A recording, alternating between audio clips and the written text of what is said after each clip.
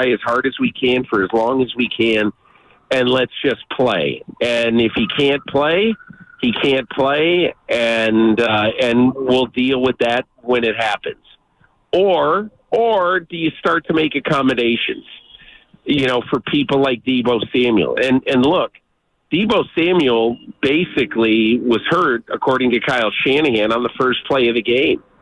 And, so he was missing in action for basically the entire game. Christian McCaffrey was missing in action for at least 2 quarters. And so that's why I look at this game and I say, I'm not really disturbed about it too much at all, quite honestly. I think it's pretty natural that faced with everything that they were faced with, that they lost a very narrow game, and it's a great story that the third-string quarterback of the Browns came in and won a game and all that. I get it, but I don't think it's all that meaningful myself. Peter King here on 95.7 The Game, especially, as you mentioned, if Jake Moody makes a 41-yarder, which is kind of like a Steph Curry free throw, we're looking at the game a little bit differently. You mentioned the physical nature of the Niners. Do they have the pitch in their arsenal to play more of a finesse game, for lack of a better way to describe it? Or is this just their identity, and whether it's McCaffrey or not, Shanahan's going to play with the fullback and the tight end and play smash mouth as much as he can? I think this is their identity. But I think, especially when you play a team like the Browns, who on a given day, you could make the argument that this is the best team, best defense in football. And you look at Denzel Ward at corner, NFL Next Gen Stats has him right now as the best cover corner in football after 6 weeks. So it isn't just Myles Garrett you got to worry about. They got really good players all over this team. So I think I would look at that for part of the equation.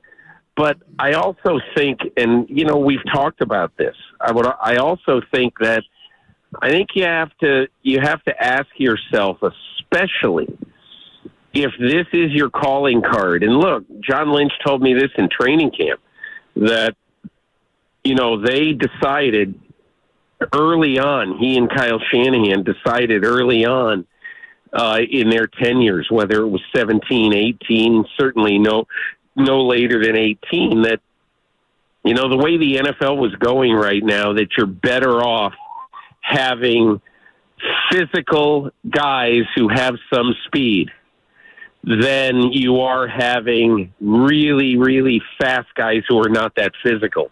Now, you could say, well, geez, what about Miami? Look at Miami. Look what they're doing. And I understand you saying that about Miami. But Miami is, to me, the exception to what is becoming the rule in the NFL, where there's an awful lot of physical, great wide receivers in this game. DK Metcalf, A.J. Brown, we could name 20 of them right now.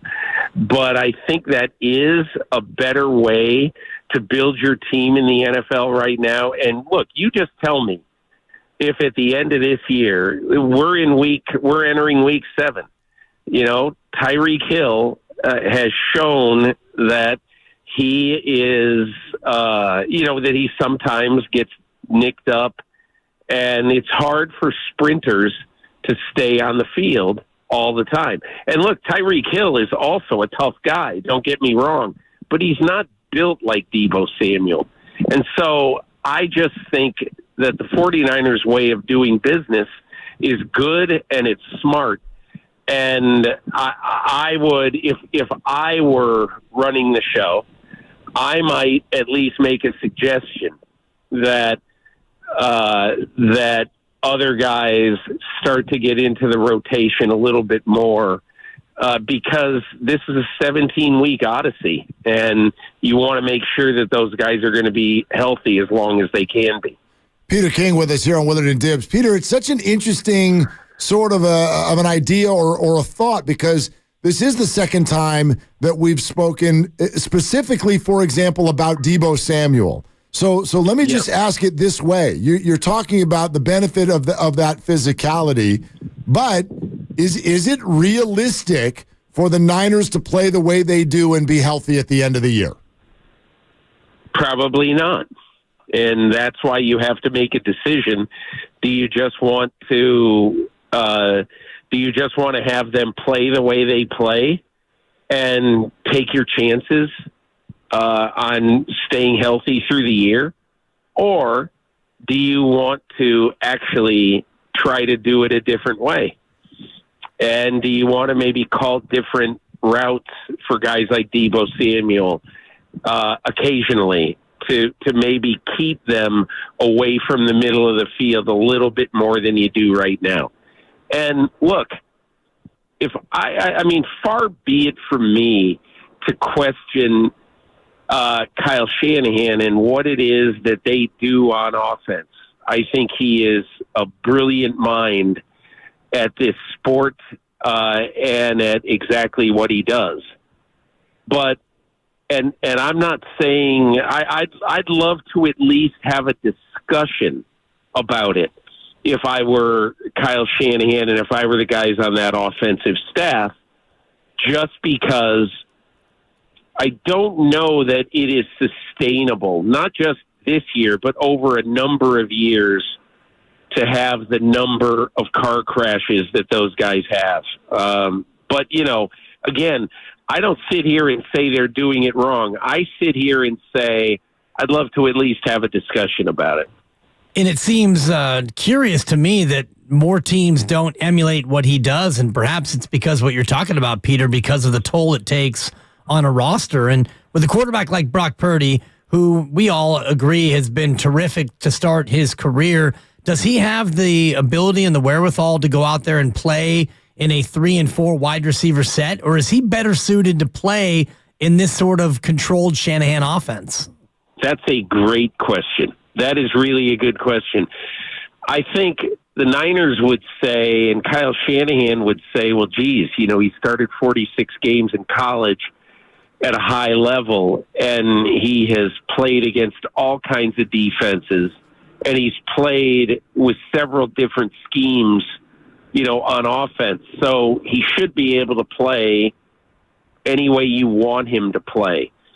But I think it's obvious to me that he's probably better.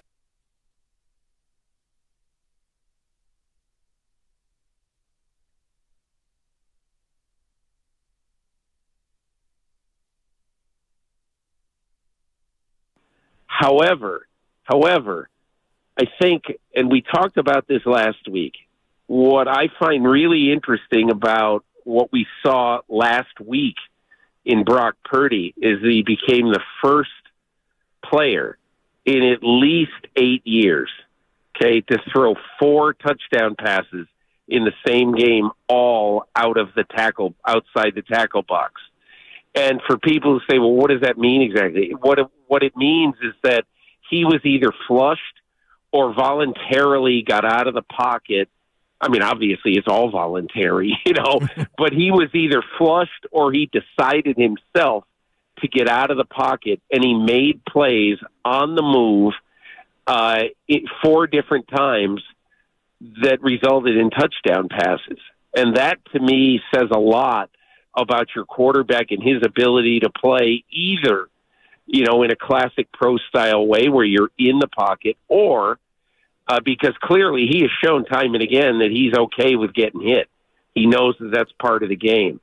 Or he's fine with going out of the pocket and making throws on the run. And so I don't think, and again, I don't think Sunday's game, raises the kind of red flags about Brock Purdy that I say, oh boy, somebody now has finally figured out how to, be the kryptonite for Brock Purdy.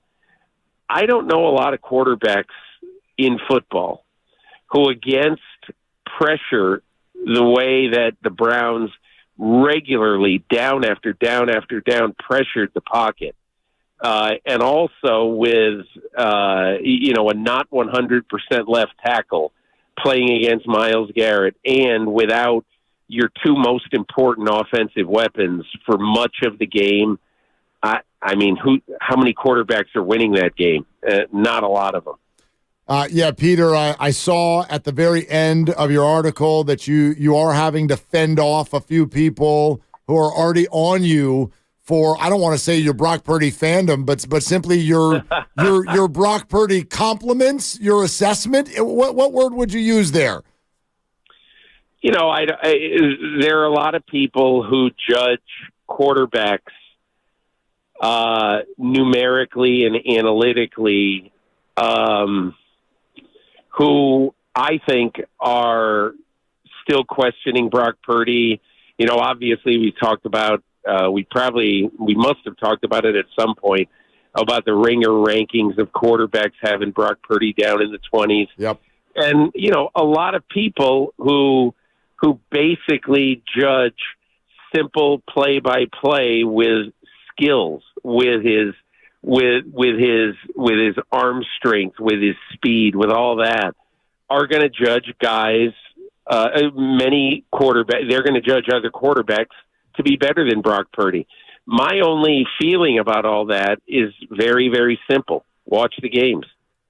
And I don't know how you watch the game against Dallas, where, by the way, he was protected, but not, you know, he got chased around. I mean, that was, Dallas came into that game with a very good defense and chased him around some, and he answered every question that was had of him that game. So again, look, time will tell. Other people could well be right about him. I could be wrong about him. And I'm not saying right now that Brock Purdy is going to be a great player in the NFL. I don't know that he's going to be a great player. The only thing I know is based on what we've seen in 14 games in which he has played at least 3/4 of every game of those 14 games. He's 13-1, and he had one absolute clunker, and that was the game this past Sunday. So if, you know, I'm certainly not going to throw him out, you know, with the garbage after having one bad game. I mean, Justin Herbert is a great player. Justin Herbert was awful last night. And quarterbacks sometimes are awful. The only guy who's never really awful is Patrick Mahomes. He has some subpar games, but you tell me, you show me one game in his career where he's been awful. I don't think I don't know that there's been one.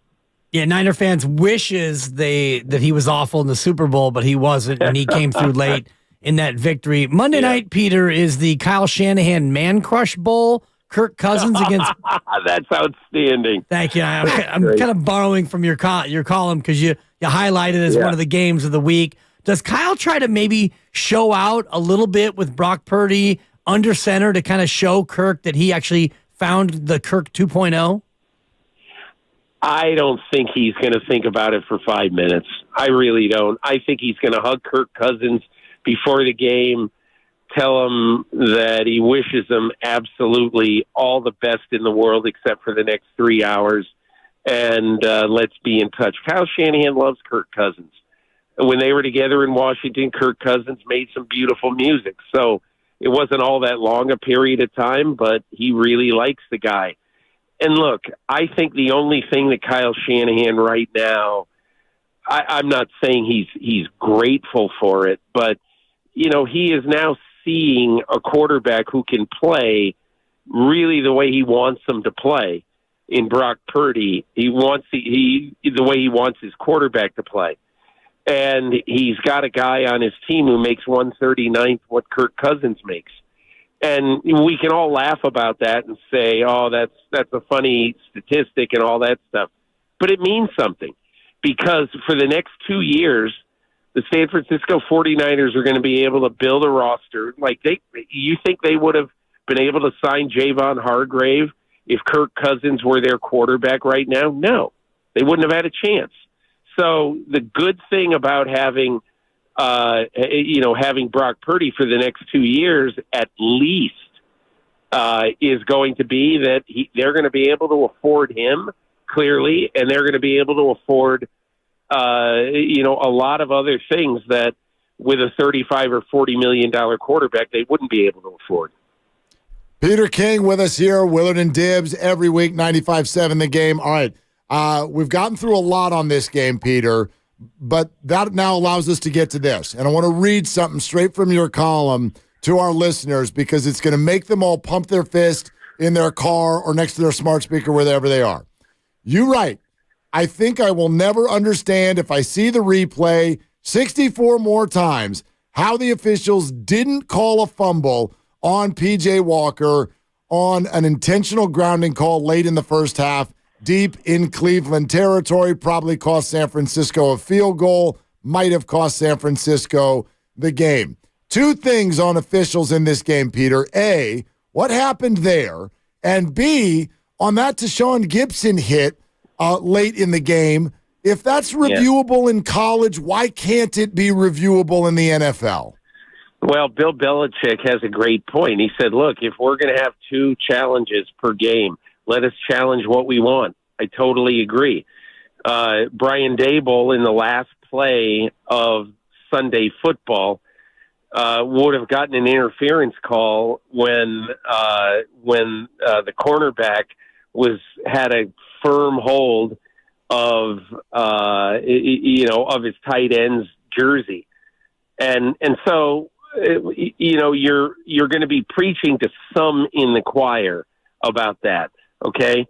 But I also think that when we're talking about the P.J. Walker play, the P.J. Walker play bothers me because, in my opinion, the officials are assuming, based on his arm motion after the ball came free, that he intended to throw the ball away, and so they called intentional grounding.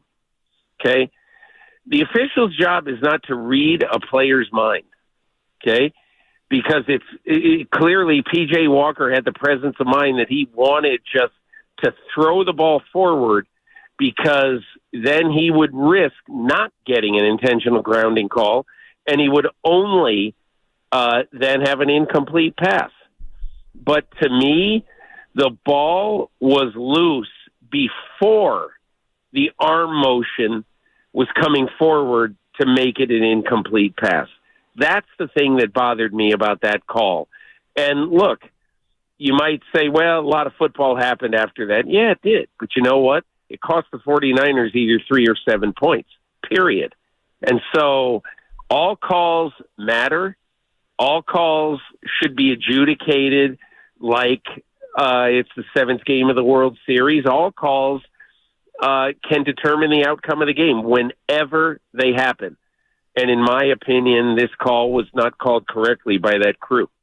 Now, that's Peter King on earlier today with Willard and Dibbs. Really good conversation there. If you missed any portion of it, you want to hear it again, it's available for you on the Odyssey app. Search 95.7 The Game. You could search Willard and Dibbs if you're searching specifically for that Peter King conversation, but a ton of other content from the day here on 95.7 The Game as well. And as always, you can check out youtube.com/957 The Game. That has all of our content you could possibly want from today and in the future, including tomorrow, which there'll be, as you can see if you're watching on YouTube right now or on Twitch, Joe Lacob, owner of the Golden State Warriors, in studio with the Morning Roast from 8:30 to 9:30. And, of course, the Warriors Summit from Fieldwork Brewing in San Leandro should be a ton of fun. We're getting ready for that tomorrow as well here on 95.7 The Game. For now, though, this is Mark Rennie signing off. Thanks so much for tuning in all day long. We're back tomorrow. For now, though, have a great rest of your Tuesday evening. Here we go. Here comes the Sandman. Ladies and gentlemen. Adam Sandler. 1, 2, 3, 4. The I Missed You Tour. Should we clap along? I'm going to play guitar a little bit for you. Adam Sandler. Live. Take him away! SAP Center at San Jose. October